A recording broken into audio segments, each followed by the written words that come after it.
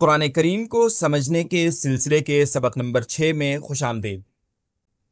اگر آپ پہلی بار یہ سیریز دیکھ رہے ہیں تو یہ ویڈیو ضرور دیکھیں تاکہ آپ سمجھ سکیں کہ قرآن کریم کو پڑھنے اور سمجھنے کے لیے کون سا طریقہ استعمال کیا گیا ہے۔ یہ بھی بہتر ہوگا کہ آپ پچھلے تمام اسباق کو بھی دیکھیں تاکہ آپ ہم سے ہم آہنگ ہو سکیں۔ آپ کو ان ویڈیوز کے لنکس ڈسکرپشن میں مل جائیں گے۔ اور اس سبق میں ہم ان الفاظ کو سیکھیں گے جو اسلام کے عقائد سے جڑے ہوتے ہیں۔ تو آئیے شروع کرتے ہیں۔ پہلا لفظ ہے الہ، اور اس کا مطلب ہے معبود یا معبود برحق، اور اس کی جمع ہے آلہہ یعنی معبودان۔ اگلا لفظ ہے واحد، اور اس کا مطلب ہے ایک۔ پھر ہے احد، اور اس کا مطلب بھی ایک ہے۔ پھر ہے شریک یعنی شریک یا ساتھی، اور اس کی جمع ہے شرکاء یعنی شریکوں یا ساتھیوں۔ اگلا لفظ ہے غیب، جس کا مطلب ہے غیب یا پوشیدہ۔ اس کے برخلاف ہے شہادہ یعنی ظاہر یا جانا پہچانا، اور اس کا مطلب گواہی بھی ہوتا ہے۔ اگلا لفظ ہے عرش، اور اس کا مطلب ہے عرش یا تخت۔ اگلا لفظ ہے کتاب، اور یہ اردو میں بھی اسی طرح استعمال ہوتا ہے۔ اس کی جمع ہے کتب یعنی کتابیں۔ اگلا لفظ ہے کلمہ یعنی لفظ، اور اس کی جمع ہے کلمات یعنی الفاظ۔ اور اس کے بعد ہے ملک یعنی فرشتہ، اور اس کی جمع ہے ملائکہ یعنی فرشتے۔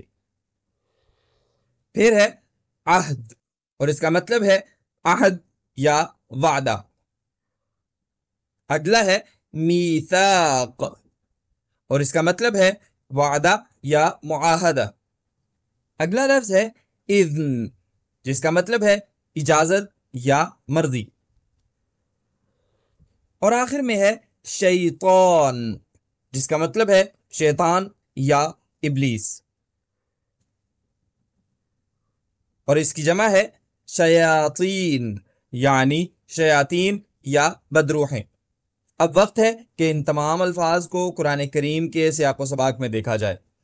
ہم پہلے لفظ الہ سے شروع کرتے ہیں، جس کا مطلب ہے معبود یا معبود برحق۔ ہم دیکھتے ہیں کہ یہ قرآن کریم کی اس آیت میں استعمال ہوا ہے۔ اللہ لا الہ الا هو الحی القیوم، اور اس کی جمع آلہہ بھی اسی طرح استعمال ہوتی ہے، جس کا مطلب ہے معبودان۔ وَإِذْ قَالَ إِبْرَاهِيمُ لِأَبِيهِ آزَرَ أَتَتَّخِذُ أَصْنَامًا آلِهَةً، پھر آتا ہے واحد، جس کا مطلب ہے ایک۔ ہم دیکھتے ہیں کہ یہ اس آیت میں استعمال ہوا ہے۔ وَمَا أُمِرُوا إِلَّا لِيَعْبُدُوا إِلَٰهًا وَاحِدًا، اور اس کے بعد ہے احد، جس کا مطلب بھی ایک ہے، اور یہ اس آیت میں استعمال ہوا ہے۔ قُلْ هُوَ اللَّهُ أَحَدٌ، پھر ہے شریک یعنی شریک یا ساتھی، اور دیکھیے کہ یہ اس آیت میں موجود ہے۔ قُلْ إِنَّ صَلَاتِي وَنُسُكِي وَمَحْيَايَ وَمَمَاتِي لِلَّهِ رَبِّ الْعَالَمِينَ لَا شَرِيكَ لَهُ، اور شریک کی جمع ہے شرکاء یعنی ساتھیوں یا شریکوں۔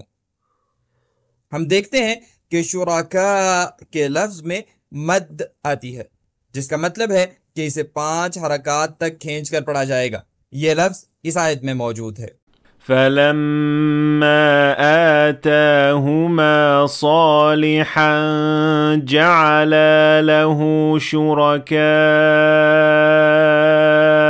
فيما آتاهما.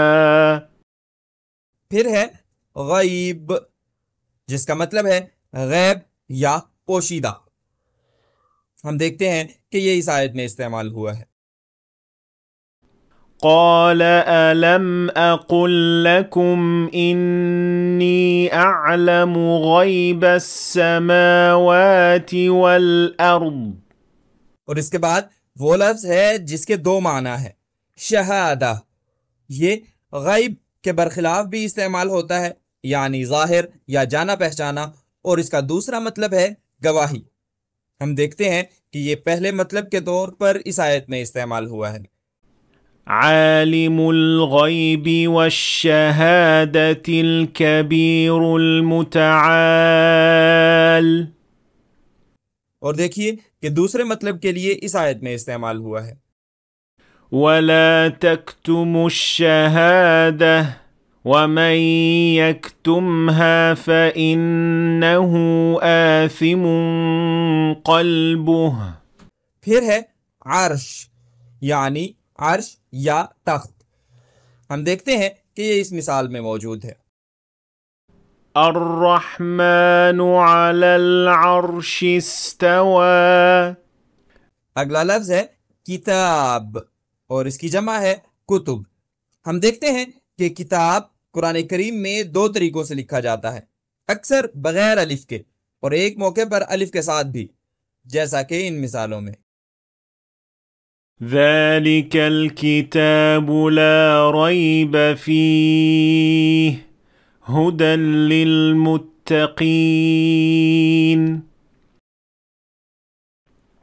واتل ما أوحي إليك من كتاب ربك.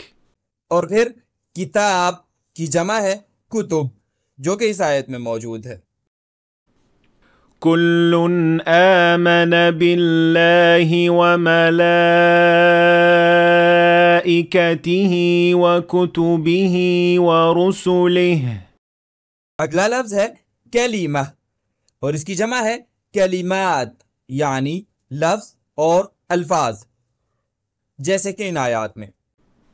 يحلفون بالله ما قالوا ولقد قالوا كلمة الكفر وكفروا لا تبديل لكلمات الله ذلك الفوز العظيم. اور اس کے بعد ہے ملک، یعنی فرشتہ، جیسے کہ اس آیت میں. وقالوا لولا انزل عليه ملك. اور اس کی جمع ہے ملائکہ، یعنی فرشتے، اور یہ اس آیت میں استعمال ہوا ہے. وَإِذْ قَالَ رَبُّكَ لِلْمَلَائِكَةِ إِنِّي جَاعِلٌ فِي الْأَرْضِ خَلِيفَةً. پھر ہے عہد، یعنی عہد یا وعدہ، جیسا کہ اس آیت میں. الذين ينقضون عهد الله من بعد ميثاقه. اور اگلا ہے میثاق، جس کا مطلب ہے وعدہ یا معاہدہ، جیسا کہ اس مثال میں. وَإِذْ أَخَذْنَا مِيثَاقَ بَنِي إِسْرَائِيلَ لَا تَعْبُدُونَ إِلَّا اللَّهَ. پھر ہے اذن، یعنی اجازت یا مرضی، اور یہ اس آیت میں استعمال ہوا ہے. فَهَزَمُوهُمْ بِإِذْنِ اللَّهِ وَقَتَلَ دَاوُودُ جَالُوتَ. اگلا لفظ ہے شیطان، یعنی شیطان یا ابلیس، جیسا کہ اس آیت میں. الشيطان يعدكم الفقر ويأمركم بالفحشاء. اور شیطان کی جمع ہے شیاطین یعنی بدروحیں، جو کہ اس آیت میں استعمال ہوا ہے۔ وما كفر سليمان ولكن الشياطين كفروا. آخر میں ہمیشہ کی طرح PDF فائل کے لیے ڈسکرپشن ضرور چیک کریں۔ دیکھنے کا شکریہ، مجھے امید ہے کہ آپ نے آج کچھ نیا سیکھا ہوگا۔ اگر ایسا ہے تو اس ویڈیو کو لائک اور شیئر کریں تاکہ دوسرے لوگ بھی فائدہ اٹھا سکیں، اور اگر آپ مزید ایسی ویڈیوز دیکھنا چاہتے ہیں تو اس چینل کو سبسکرائب ضرور کریں۔ شکریہ، اور انشاءاللہ ملاقات ہوگی سبق نمبر 7 میں۔